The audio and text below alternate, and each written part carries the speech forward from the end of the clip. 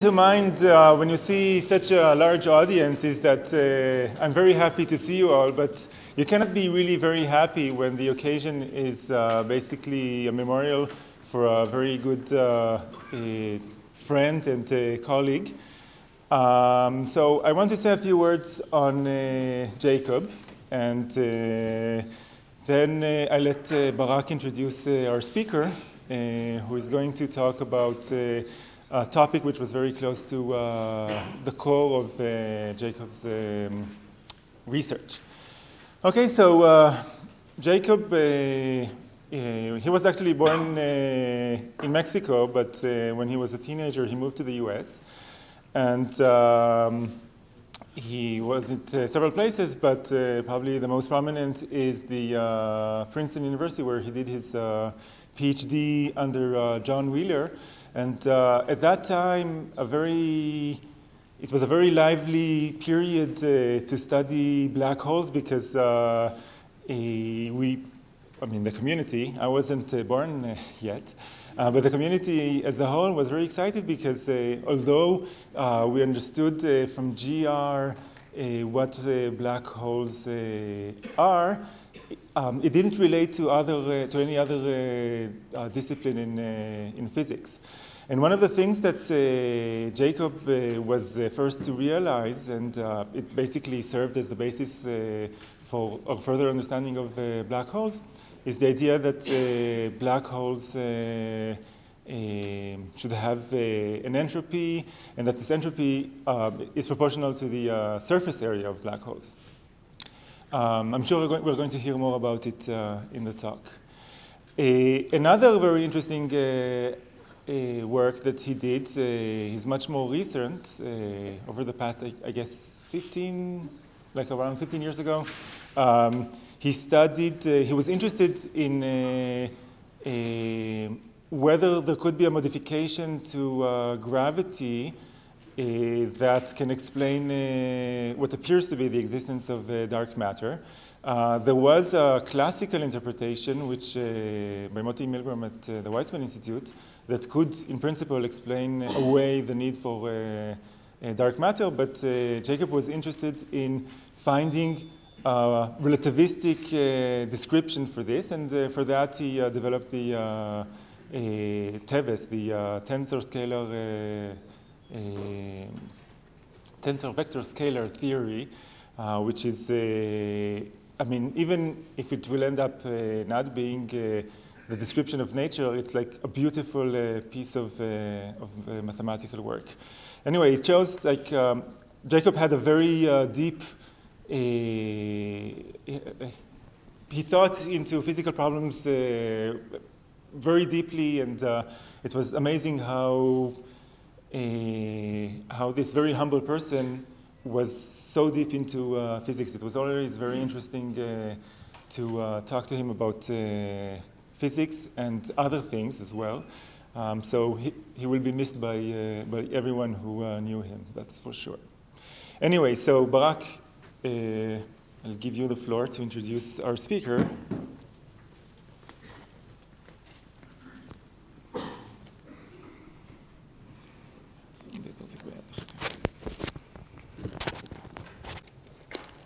Okay, good morning, and thank you all so much for coming.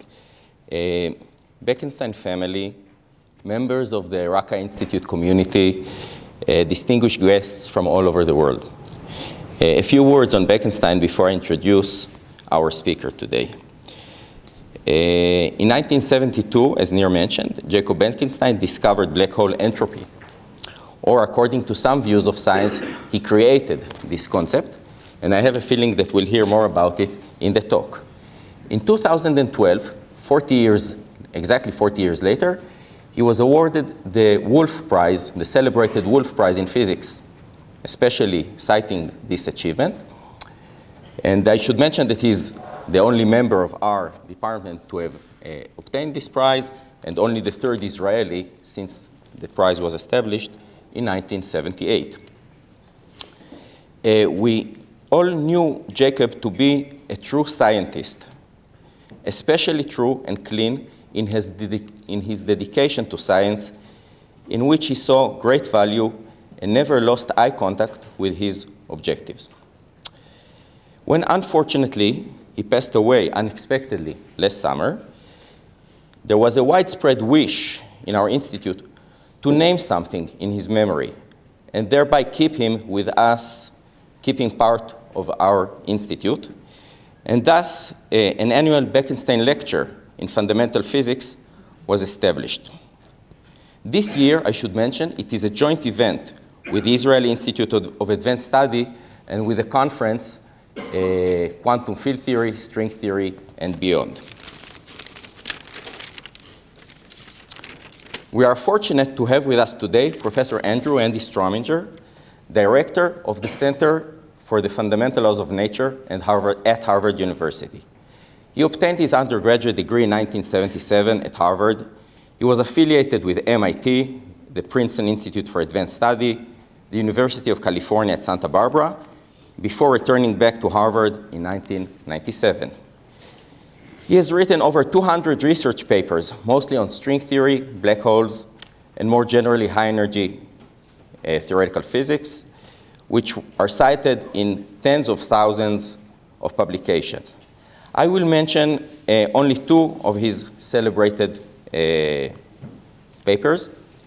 In 1985, he introduced, with others, a leading paradigm for the compactification of superstring theory from 10 dimensions, where it is naturally defined, to our 4 dimensions. In 1996, he showed how to connect black hole entropy, Bekenstein entropy, with string theory. And I think we'll hear more about that. For his achievement, he won numerous prizes, out of which I will mention 2. The Physics Frontier Breakthrough Prize of 2014. It is a very distinguished prize, but somewhat new, so maybe not everyone have heard of it. And the Dirac Medal of 2014. On a personal note, I would like to note that I have known of him, and I met him over 20 years ago when I was a graduate student, when he was certainly one of my role models. So I feel honored and privileged to introduce him today, and please join me in a warm welcome to Andy Strominger.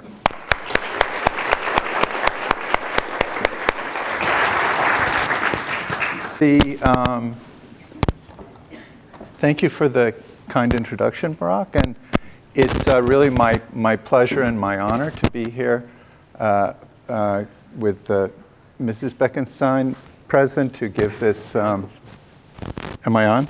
No, I'm not on.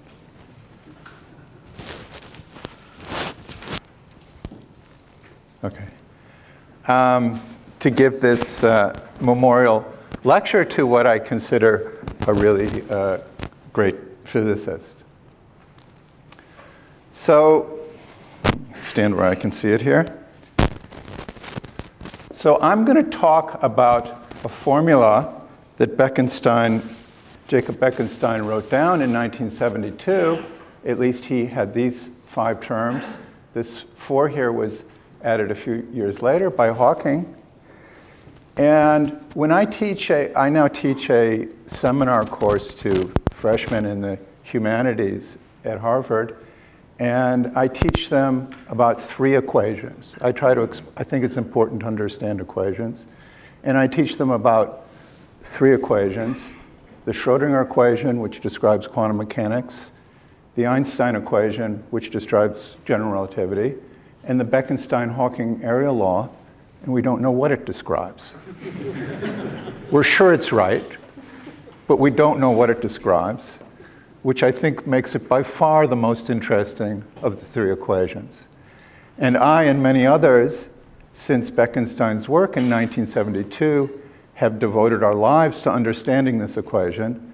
And I think it's fair to say that when we fully understand this equation, that we will have a transformation in our understanding of the universe around us, at least as profound as what occurred when we understood the Schrodinger equation and the Einstein equation. We may be some way from that now, but I think we can see it coming.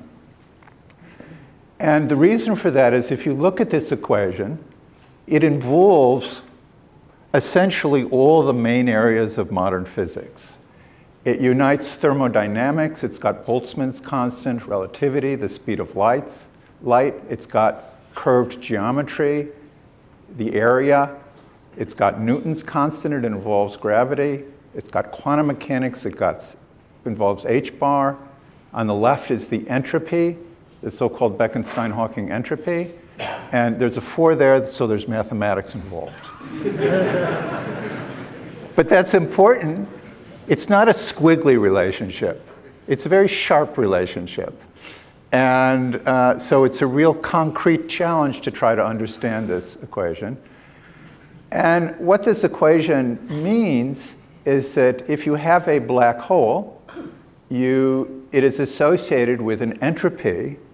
And for those of you, I know there's a number who are not physicists in the audience, the first few transparencies will be at a more general level. A little later, I'll go sort of more to a physics colloquium level.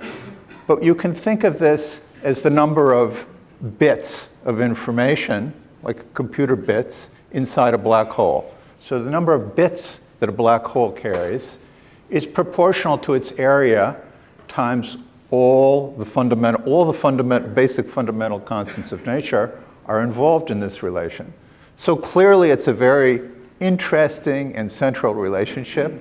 It's a wonderful thing that we don't understand it, because it keeps our salaries coming trying to understand it. And even better, we have many concrete approaches to study it, and I think I can unequivocally state that we understand much more about what this formula means than we did when it was written down 40 years ago. Now, Boltzmann wrote on his tombstone a formula that said that whenever you have an entropy, you should associate with it some number of bits.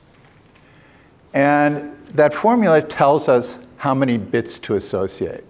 And it's a very, very, very large number. For Sagittarius A star, which is the supermassive black hole in the center of our galaxy, this number is 10 to the 80. Another way of thinking how big it is if you took all the information in the Google data banks, it would fit into a black hole which was 10 to the minus 24 millimeters across. Now, Bekenstein argued that in fact there was a universal bound and that black holes were the most amount of information that you could fit inside an area of the size of the black hole. And that makes them, not just as that this was a law of physics, and that makes them the most complex possible objects in the physical universe. And I think there's a general sense that this basic idea of Bekenstein was correct, though we haven't proven it. Now, there's something called Moore's Law, which says, I think it's the amount of bits you can fit on a computer chip it doubles every 3 years. And what Bekenstein said is trouble for Moore's Law. In 3 years, if they keep having more and more in 300 years, if they keep having more and more technological improvements, eventually they'll reach the black hole bound, and the black holes will be the best possible information storage devices that the basic laws of physics allow, but we've got quite a ways to go. So this is the first example of the idea that this entropy, the area bounds the amount of information you can fit inside it, was the first hint of what we now call the holographic principle, which is a very general property of space-time. On the other hand, black holes were discovered 100 years ago this year, actually. The paper was published. It's the centennial in 1916. And they were discovered as solutions of the Einstein equation. And according to the Einstein equation, the description given by Schwarzschild and Kerr and others, a black hole, in Einstein's theory, space is curved, and there's nothing inside a black hole. And they are, in fact, very simple, bald objects. And this statement was quantified in a long series of mathematical theorems, actually, which we will argue later had a conceptual flaw in them, but they exist as mathematical theorems. And they're the so-called no-hair theorems, that there aren't lots of varieties of black holes. They're all the same. They don't carry any information. They don't have any structure. So we have here a real conundrum. Einstein and Schwarzschild, a really deep puzzle, which takes another sharper form I'll describe later on. But how can it be that something so simple and bald, subject to the no-hair theorem along the lines that Einstein and Schwarzschild described black holes, can also at the same time be the most, not just very complicated, but the most complex conceivable objects in the universe. So there's a real dichotomous nature to black holes. How is it possible that they can store so much information in a hole of nothingness? And this is one version of what's called the black hole information puzzle. And it's solving this black hole information puzzle, which takes a number of different forms, that has occupied the lifetimes of legions of theoretical physicists. Now, some insight into this, which Barak alluded to, and I'm not going to talk about very much, came out of string theory in 1996, in which we looked at some special string theoretic black holes, and we found, and in string theory, the equations are more precise, and we have them under a lot of control, and it is a theory which includes both quantum mechanics and gravity. We found that they were able to pull off this trick of being maximally simple and maximally complex at the same time. And the way this worked was there were two different descriptions of the same thing. A highly more sophisticated version of saying that this glass of water is half empty and half full, two descriptions of the same thing that sound a little different. These two descriptions, it takes a lot of mathematics to see that they're the same. But what happens is there's a lower dimensional holographic information plate that carries something called a two-dimensional conformal field theory that stores all the information. And if we describe it that way, only the boundary of the black hole exists. And we can see the information moving around there, and it can be stored there. It doesn't get lost. And on the other hand, we can map that explicitly to the Einstein-Schwarzschild description and demonstrate their consistency. So this is certainly progress, but we don't know now, and we're not likely to know for some time how and if and in what form string theory is related to the real world. So this is not a solution of the problem.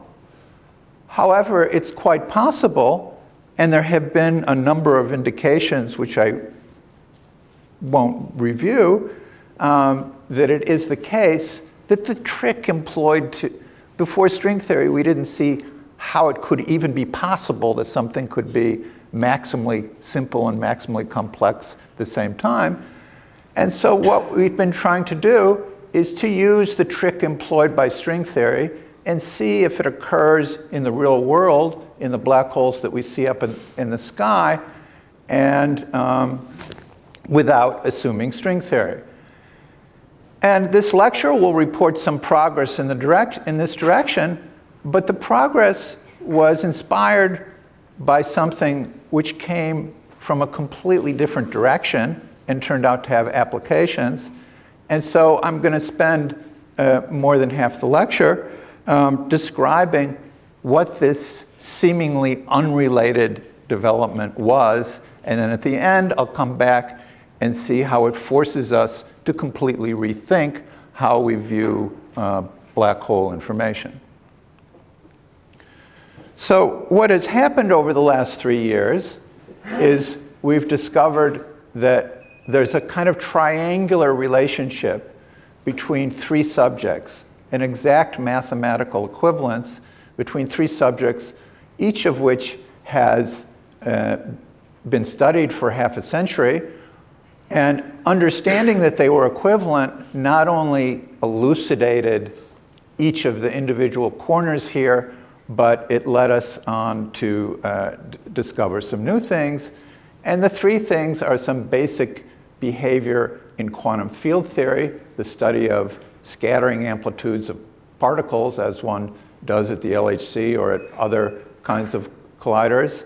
Something else called asymptotic symmetries. These are symmetries of space-times and associated conservation law. And finally, something called gravitational memory, which there are proposals to measure going back to 1974. And with the recent spectacular advances in measuring gravitational waves of the last month or the last 6 months have actually led to new optimism that the gravitational memory effect might be experimentally observed. Okay, so I'm going to start someplace that is freshman or even high school physics. And my first goal is to show that ordinary Maxwell electromagnetism, classical or quantum, we're used to thinking of that as having one conservation law, but in fact, it has an infinite number of conservation laws. So here's a picture of an electric charge which has a radial electric field, and this obeys a static electric charge. It obeys the standard Coulomb law. The strength of the electric field grows off like 1 of the square of the distance to the charge. Now, if you boost this formula, it's all Lorentz invariant. If you boost in this formula, you find that the radial electric field takes this formula. This can be found in Jackson or any other textbook. In electromagnetism, this formula is well over 100 years old.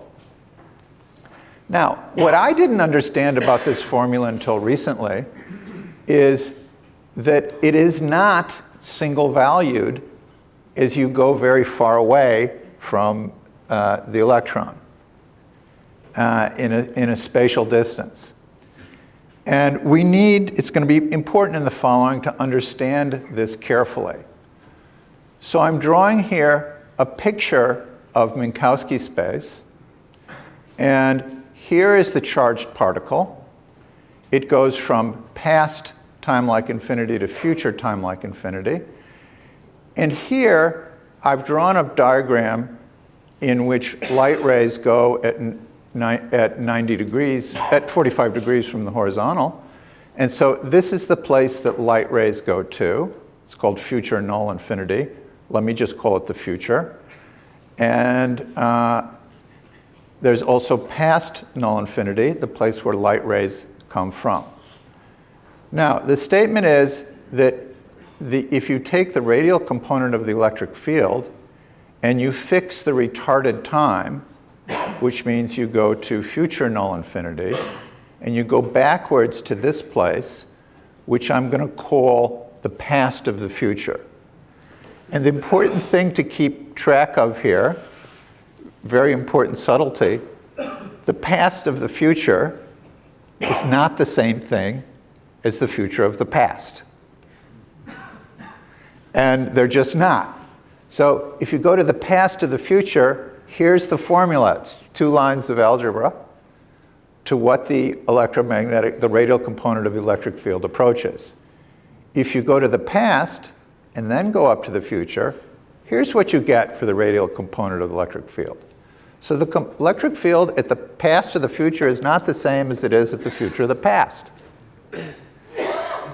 Strangely, if you go to the future of the past, it's the same as it is at the opposite side of the sphere at infinity at the past of the future.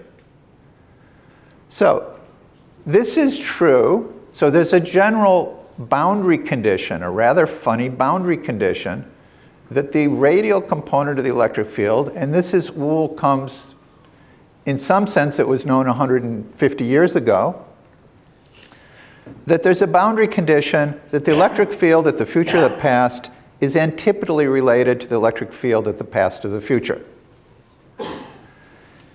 Now, I showed this for one particle. It's true for any number of particles. With more work, it's implicit in quantum electrodynamics. In the diagrams, the so-called Feynman diagrams that we use, have this boundary condition implicit in them. So this boundary condition is implicit in everything that we do in classical and quantum electrodynamics. Now, it immediately implies that if we take the future, the past of the future, and take any function on the sphere and integrate it over the sphere, the radial component of the electric field, that will be equal to the same thing evaluated at the future of the past, where this function, arbitrary function epsilon on the sphere, is any function which is antipodally identified in this way. Now, if we take the special case where epsilon is a constant, and we use Gauss's law, this implies a conservation law which we're all familiar with. In any scattering process, the sum of the incoming charges is equal to the sum of the outgoing charges. It's the whole sum which has to be equal. That's called charge conservation. It stands alongside energy conservation and momentum conservation as one of the fundamental conservation laws of physics. But now what I'm telling you is that there are an infinite number of conservation laws which are all on the same footing as these four basic conservation laws we're familiar with. So let's look at what they are. Well, this first term, you take all the incoming charges. So it's a conservation law for every function epsilon on the sphere. So you take all the incoming charges and you weight them by the angle on the sphere. And you add to that another term, which is kind of an odd duck. You don't usually see it in conservation laws of this type. And it's equal, an incoming odd duck. And it's equal to the outgoing transformation laws weighted by an arbitrary function of the sphere times the outgoing odd duck. What is this odd duck? Well, it involves the electromagnetic field itself, not just the matter charges. And it's linear in the electromagnetic field. And it's integrated over all time without any e to the I omega v. So it's at zero frequency. That means that it's what we call a zero energy photon or a soft photon.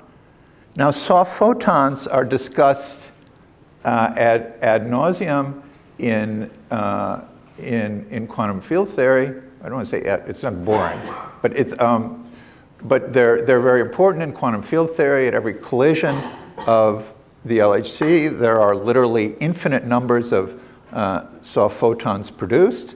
It's very important to keep track of them, and they play a crucial role in this conservation law. And soft here means zero energy. That's how the term has been used for the last several decades.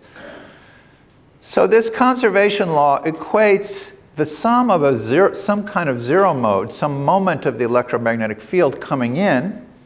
So you take the charge-weighted incoming, some angularly weighted incoming charges, you add to them some moment of the electromagnetic field, and that's a prediction, which is an exact conservation law of nature about what you will see in the far future as to what comes out. Now, that was all classical, but what about the quantum world?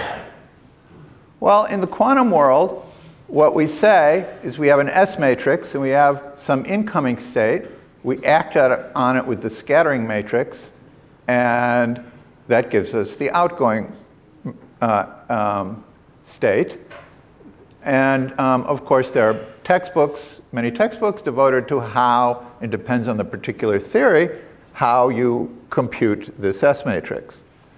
Now, but whatever that S matrix is, we have just argued that there had better be a conservation law, and that means that there's an operator Q which commutes with the S matrix, and in fact an infinite number of them, one for every epsilon, and one for and for any pair of in-states and out-states. And in this formula, the strange duck creates and annihilates soft photons. So the general form of this conservation law looks rather bizarre. You take some S matrix element between out and in, you add to it one soft photon, and that's equal to something else acting on the same S matrix element without a soft photon.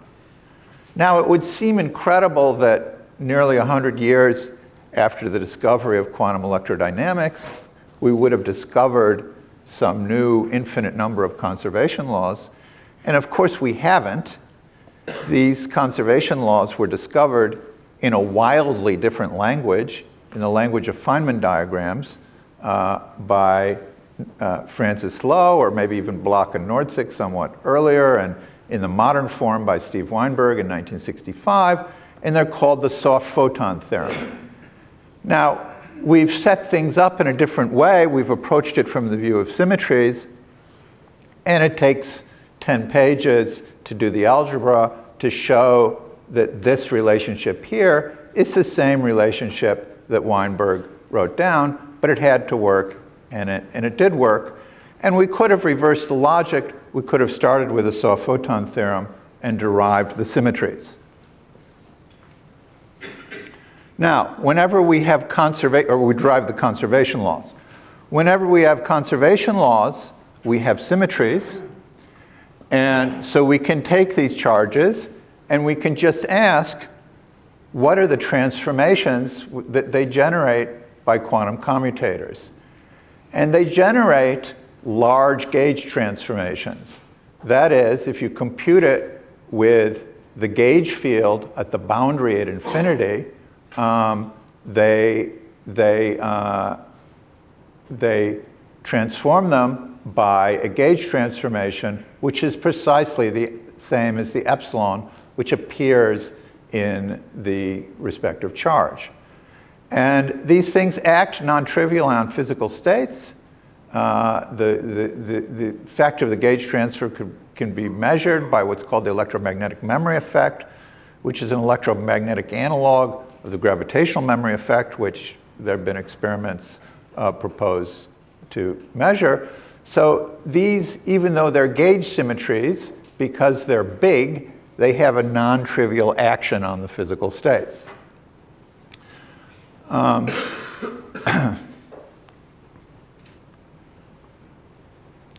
Okay, now,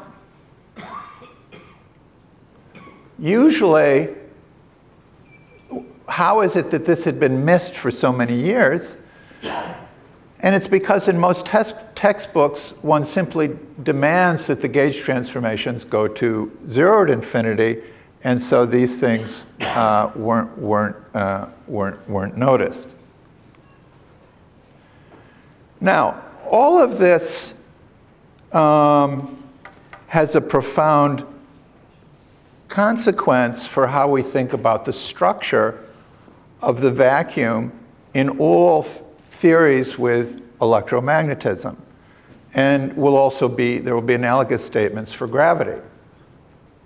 So what is the vacuum state? Well, the vacuum state is a state which is annihilated by the Hamiltonian. It has zero energy. On the other hand, the Hamiltonian commutes with all these charges. That's another way of saying that they're conserved.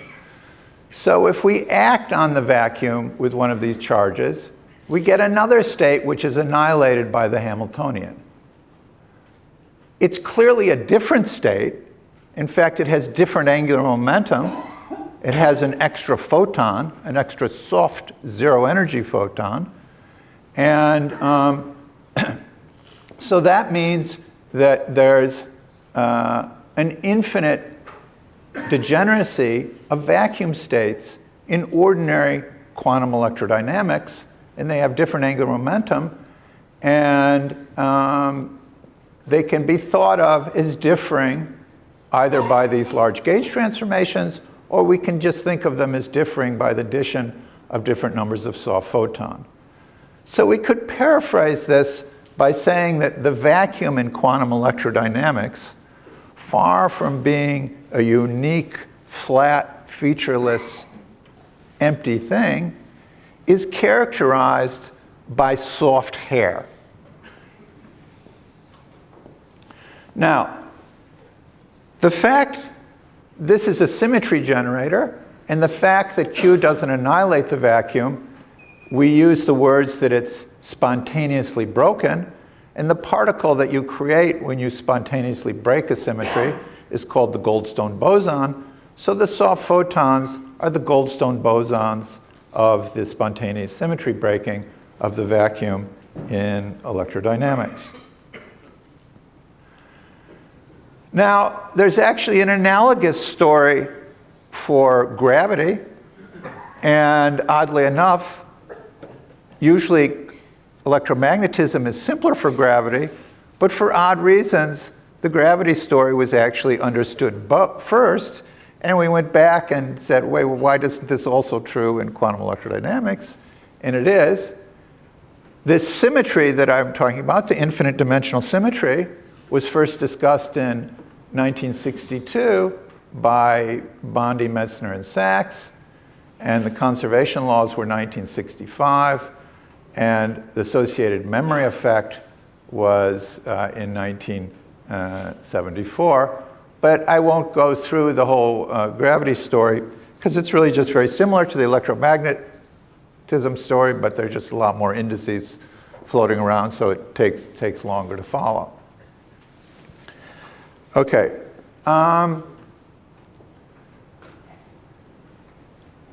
So now I want to talk about the black hole information paradox. And what is the black hole information paradox? So it's closely related to this, or it's another version of the information puzzle about how that I talked about earlier, about how black holes store information. So the idea is this. Suppose you take a bunch of massive matter, a star, some PhD students carrying their theses, whatever, and you throw them in and you make a big black hole. And let's also assume, for the sake of argument, that there's actually information in the PhD thesis, often the case. And moreover, that information hasn't been shared with anybody. And we make this black hole, and then according to the laws of black hole dynamics, as they were formulated from the period of kind of 1940 to the mid-70s, what will happen if you put enough of these together? They will form a black hole with no hair on it, and that black hole, from the outside, there will be no imprint of what went in to make the black hole. That is, there will be no hair on the black hole. And then, according to Hawking, the black hole will very, very slowly radiate, and according to the calculation, the radiation has no information in it. The radiation can be thought of as boiling off from the region outside the black hole.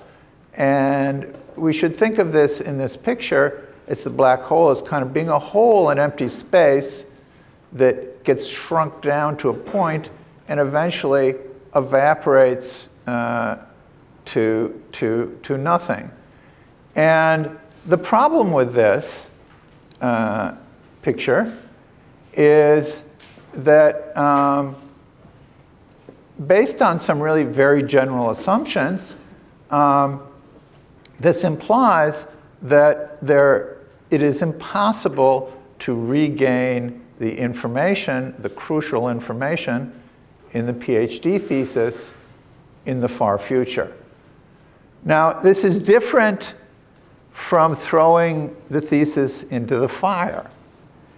If you throw the thesis into the fire, in principle, we believe that if you had perfect information about the laws of physics, you collected every wisp of smoke, every photon, every piece of ash that came out of the fire, you could take it all, you could run the movie backwards, and you could reconstruct the PhD thesis and read it.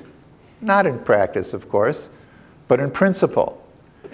And it's very important that we could do this in principle, because if we can't do this in principle, it means that we don't have laws of physics, right? The whole department, the whole enterprise for the last thousands of years has been based on the idea that we actually have laws and that the universe is described by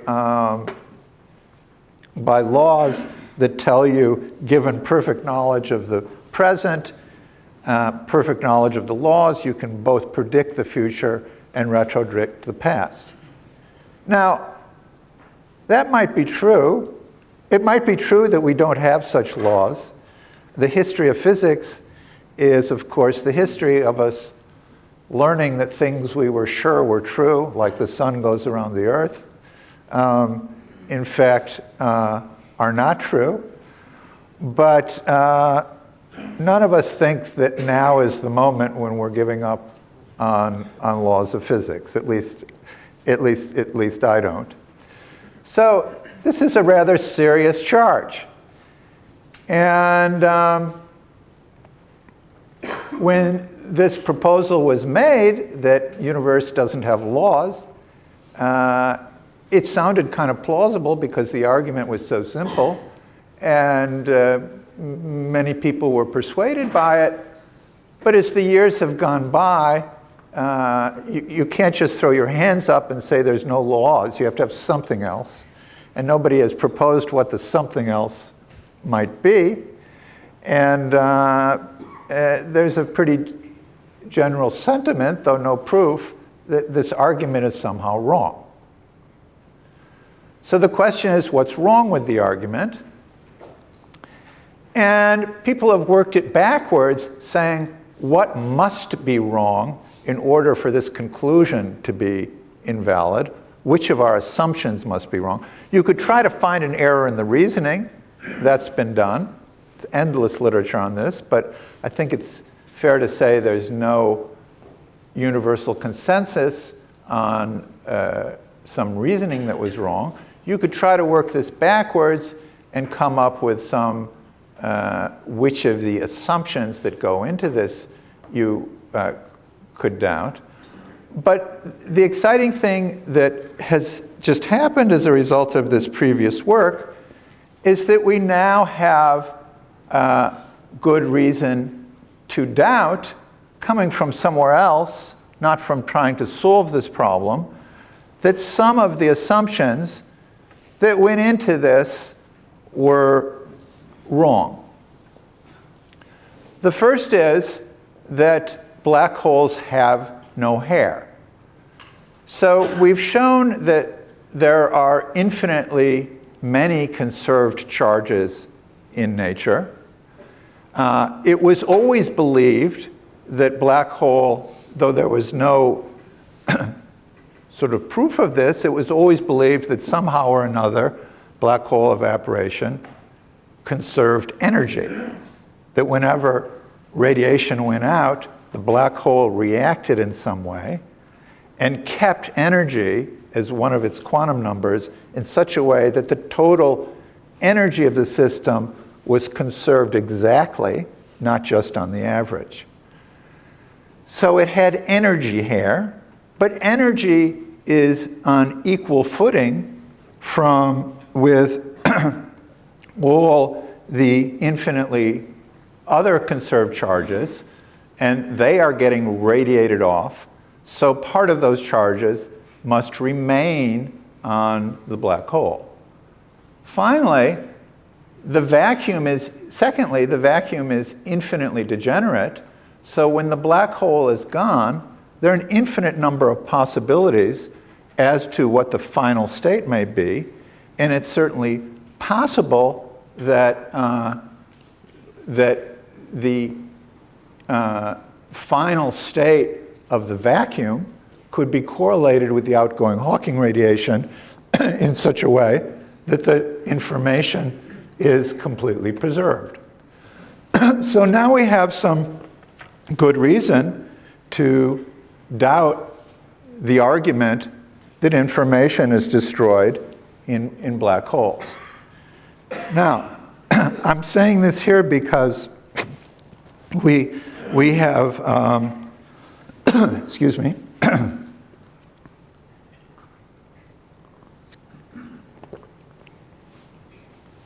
I want to make it completely clear, since we keep saying it and it has often been suggested otherwise, we have found a flaw in the assumptions underlying the information loss argument.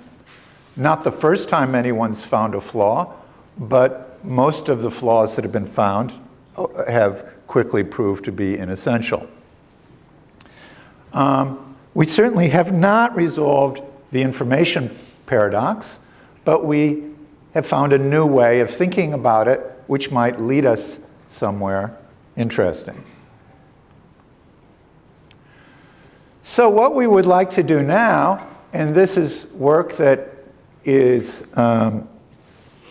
ongoing, and the first paper in a series appeared last January with Hawking and Perry. We're trying to understand what this hair is we've inferred must exist on black holes in order for all these infinite number of conservation laws to be valid. Now, the charge itself, these infinite charges, are defined by surface integrals out here, just like electric charge. You define it as a radial component of the electric field at infinity, but now we can weight it by functions and get infinitely many conserved quantities. And not just for electric charge, but for a whole handful or two of other kinds of charges of this general type, including supertranslations, which I haven't discussed here. So this charge must be conserved, and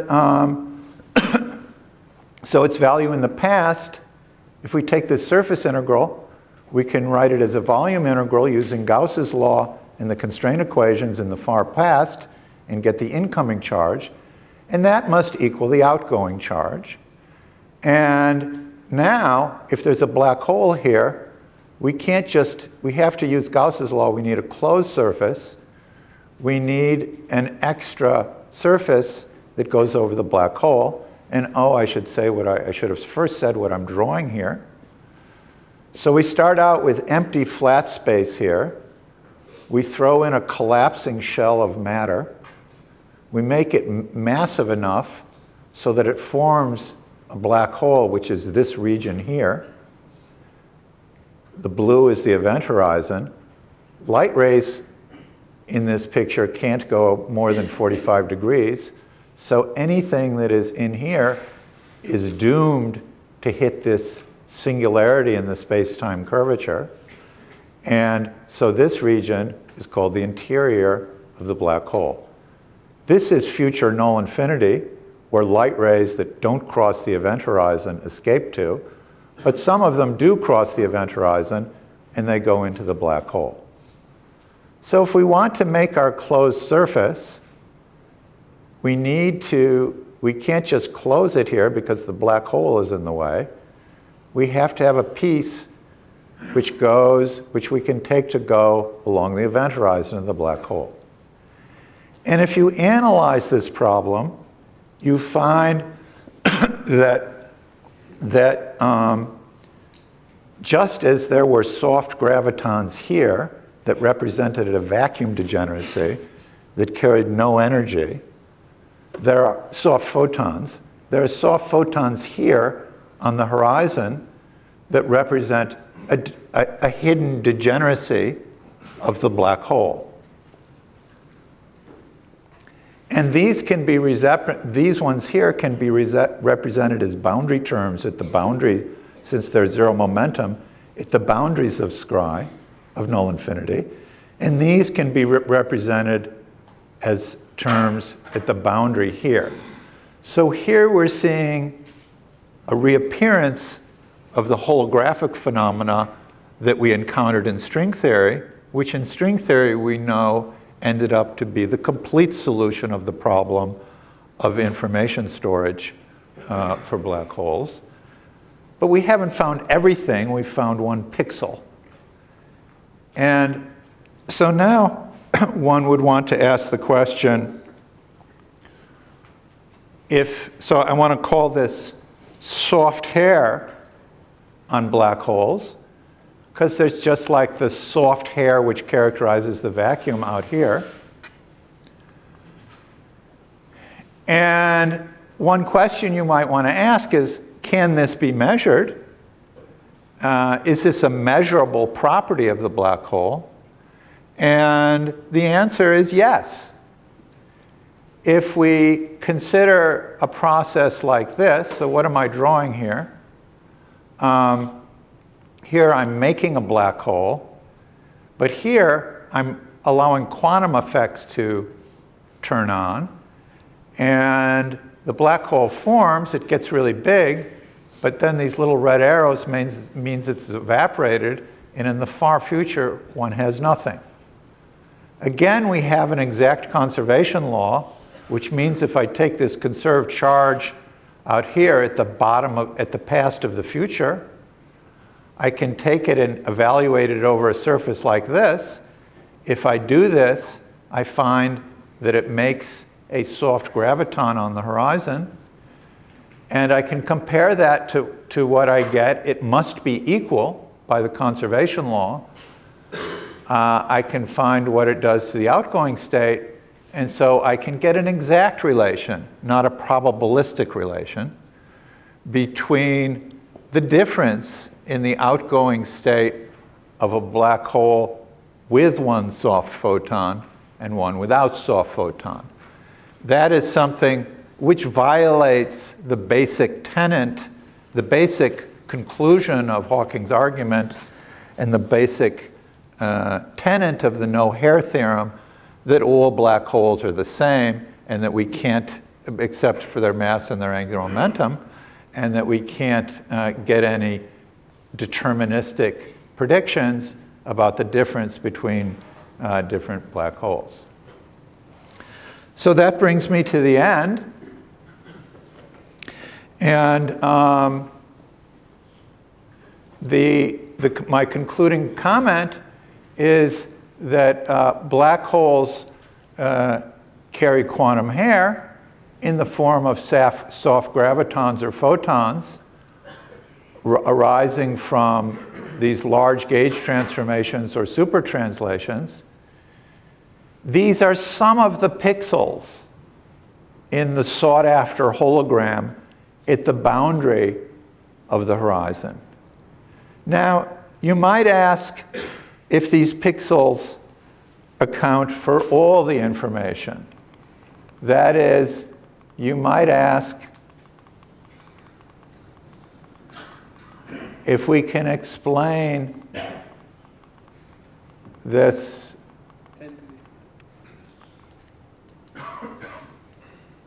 you might ask if we can explain this fundamental formula here.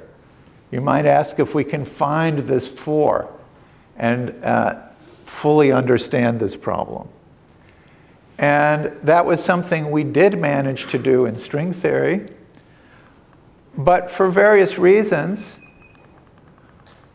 we think, which maybe I won't go into, but for various reasons, we think it's not likely that what I've told you today accounts for all the pixels.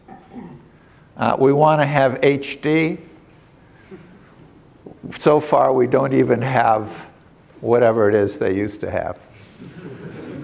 We're not even to 430K, I don't think. All right. But we found a few pixels, and that's very encouraging because we used to think there were no pixels. We didn't know how to describe any pixels. And not only can we describe a few pixels, but we have very concrete ideas about where to look for more. There's something really interesting that people have discovered in the last 10 years called superrotations, which are more symmetries of black holes, but there's a lot of things that we don't understand about them.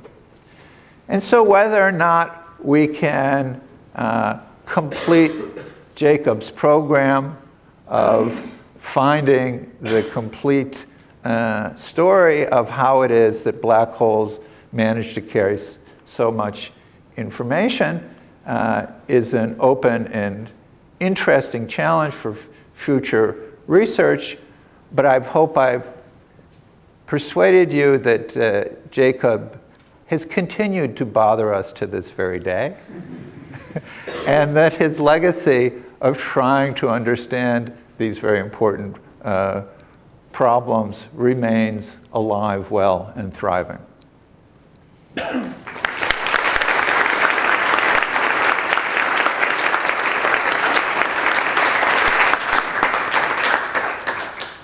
Okay, we want your questions, both from enthusiasts and from professionals. Yes. Don't you think that quantum mechanics is already not deterministic by the measurement process, that I can't know what the state was before I measured some state because it collapsed? No. No. My view on quantum mechanics, this is a subtle question on which there are many volumes written. And my view on quantum mechanics is that when we went from classical mechanics in classical mechanics, we were instructed to measure positions and velocities. And Newton and many others attempted to write down deterministic laws that tell us, given initial positions and velocities of anything and all their interactions, we would be able to exactly determine their final positions and velocities. My view is that the fundamental meaning of the transition from classical mechanics to quantum mechanics is, first of all, that I guess it was, as Heisenberg said, that in quantum mechanics perhaps was the first time in which our understanding of the physical world transcended the things that we can feel, see, and hear. And the nature of the fundamental entities of the physical world really do not correspond to our physical intuition. That we will be misled if we try to think of the world in terms of what we are used to, and that the fundamental physical reality is the quantum state, from which the things we like to talk about, positions and velocities, can only be approximately determined, and that the physical state itself obeys completely deterministic laws, the Schrodinger equation.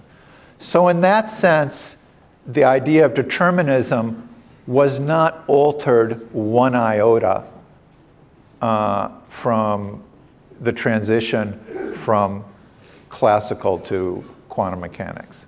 That's my view on it. People will argue with me. But even the people who will argue with me will agree there's a problem here. They will just say it in a more complicated way. Yes. I've understood that your stance on general relativity, one of the great things about it was that directly Einstein directly pointed us at the point where it falls down. The point that you can look at the equation, you can see that the center of a black hole, it just doesn't work. Do you think that there's something similar that we could take from the Bekenstein equation?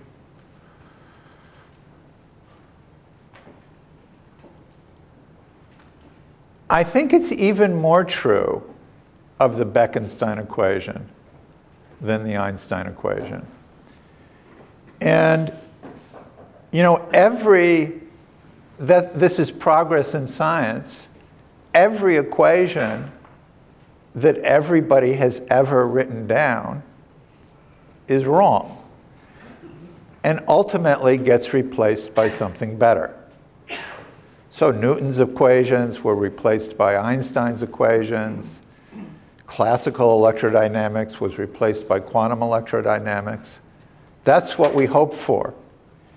Even the great physicists don't hope that their equations will be eternal and never be modified. Everything gets modified. Now, the really peculiar thing about the Einstein equations, which I'm not sure ever really happened before in the history of physics, is that they predicted they were going to fail. You know, the Maxwell equations are a completely self-consistent set of equations. They don't predict that they're going to fail. We do measurements and we know that we need to incorporate quantum effects, we do the black body radius, you know, and so on.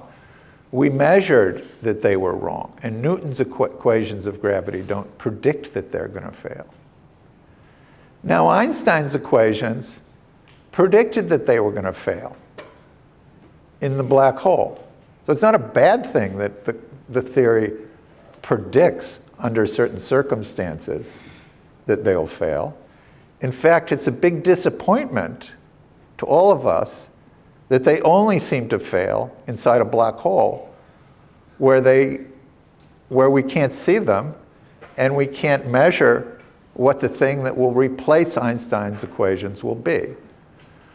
But the modern point of view is that Einstein's equations surely receive corrections. And those corrections, we can write down explicitly what they must look like. And those corrections will become big long before we reach the singularity of the black hole. And there's no reason to trust the Schwarzschild solution that predicts the singularity in the region where the singularity occurs. So people shouldn't have been bothered by that. They should have been happy about it. What they should have been bothered by is that the singularities do us this great favor of breaking down, predicting their own demise, and then hiding it when they do it. Yes. Maybe a related question associated with the fact that Bekenstein basically discovered an intrinsic coarse graining coming out of the interaction of gravity and quantum mechanics. And that seems to relate to other questions of issues of what's called space-time fold. Finite size effects ultimately coming from plane scaling. Can you comment on possible connection or discretization of space-time coming from the fact that If you go too small, fluctuations become too highly energetic. Yeah. So if we accept the uncertainty principle and of quantum mechanics, and we accept Einstein's thesis that in general relativity and in the universe around us, space and time are themselves the things. In electromagnetism, the electromagnetic field carries the energy and is the actor in the dynamics of electromagnetism. In general relativity, the actor in the dynamics is space and time itself. Space and time itself are wiggling around.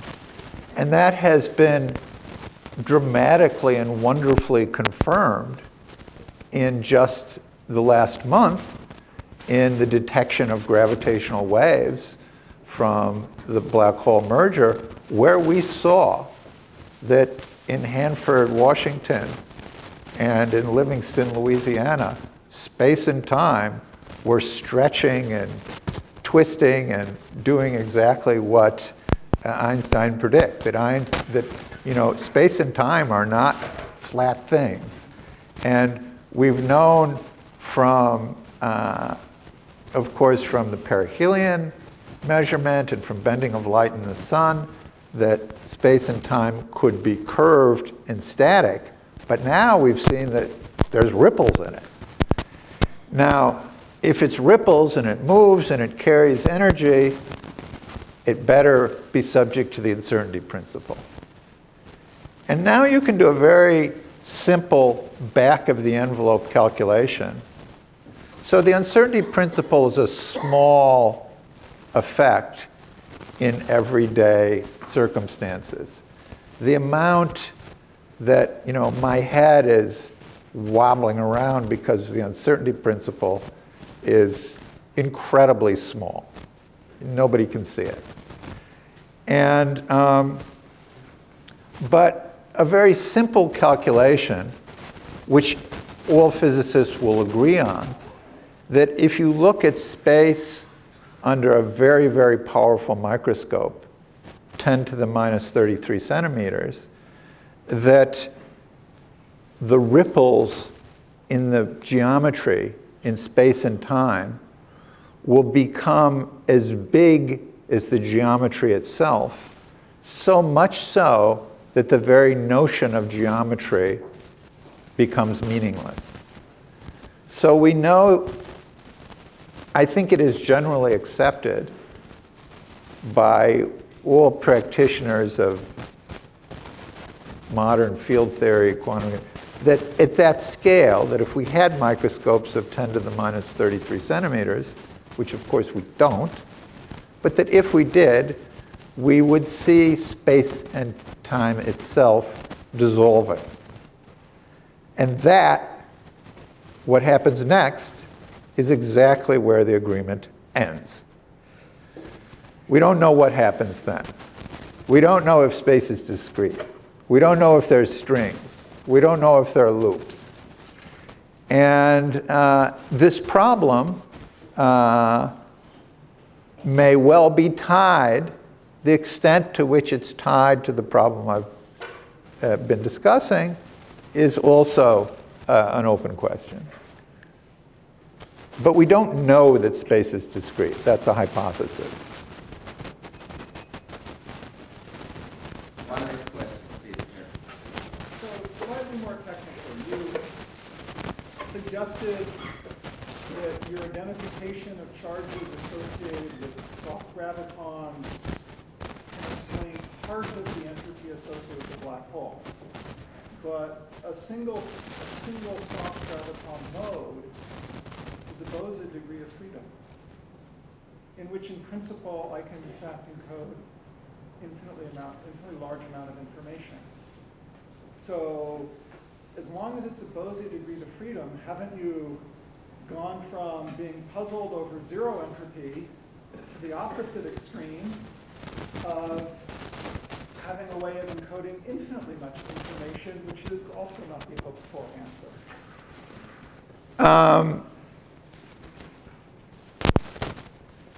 Yes, that is certainly an issue. And the other end of the issue also, of course, is the ultraviolet cutoff.